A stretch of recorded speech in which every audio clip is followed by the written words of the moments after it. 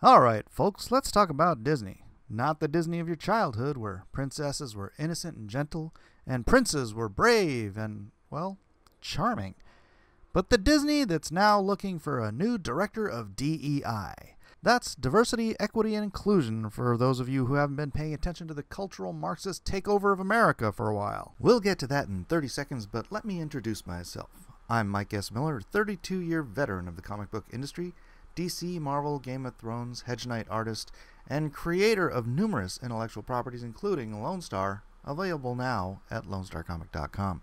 Now I'm here to give my take on where my industry has gone, where the general media landscape has taken our culture over the span of my lifetime, and where I'd like to see it go in the future. I'm not here to hate everything or to assume the worst for clicks, but I am here to fight the culture war, as I have been doing since the AOL message boards were a thing back in 1996. I am that old. If you think the culture is worth saving and worth fighting for, please stick around and join the Blacklist Universe family. We are here to make a difference, and hope you are too. Now, back to the story. Disney is on the hunt for a director of DEI, and in a fateful bit of irony, they're offering a salary that is 4 times the national average. 4 times! Nothing says equity like paying someone 4 times the national average to make sure everyone has equal outcomes. Now, let's dissect this.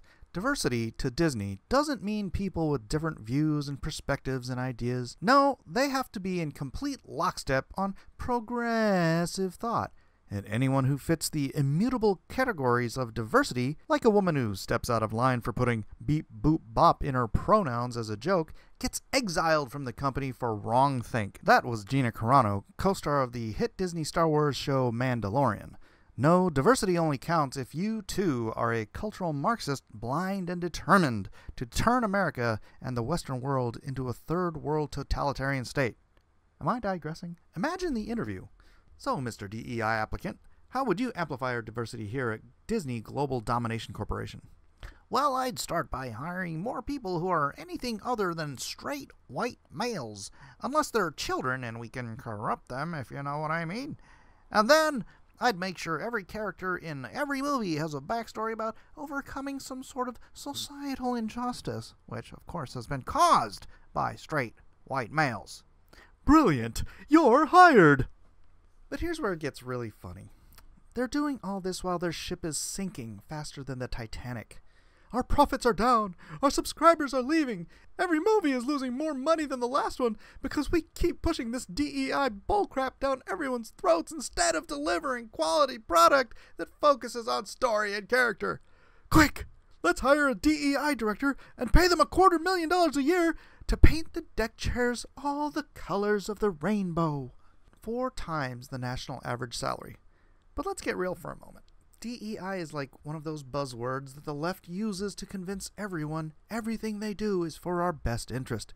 Who doesn't want a world where everyone gets a fair shot? But when you turn it into a corporate buzzword, you are paying someone a king's ransom to make sure every character in every cartoon has the right amount of melanin or the correct gender identity. You've missed the point. It's like saying, of course we care about you, but only if hiring you checks one of these neatly defined boxes. A black lesbian? No, sorry, we have one of those already. Oh, you're also disabled? Welcome to Disney! So, to Disney I say, keep doubling down and find yourself a first-rate DEI director. Pay them $1 million a month. You don't seem to care about losing money. In fact, it almost seems like you're trying to at this point. But maybe, and this is a big maybe, you could try focusing on making movies that people actually want to watch. Not just ones that check all the DEI boxes, and push critical theory or cultural Marxism. Because at the end of the day, folks, we all just want good stories, not lessons in global homo corporate virtue signaling. You know, when I was a kid, this country used to push the idea that America was a melting pot.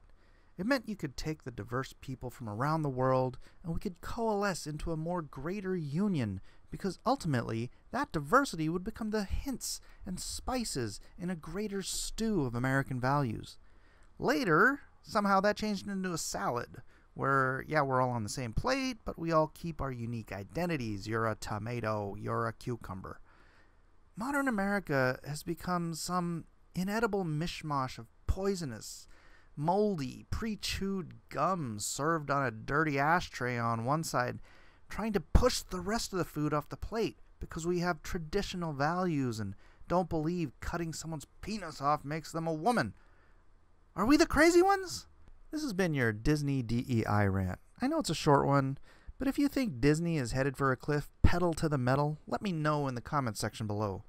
And don't forget to like, subscribe, and share. And remember, if there's nothing good to watch, there are these things called books with great stories and morals and teachings, and there are more than you could read in a lifetime that aren't woke Marxist trash.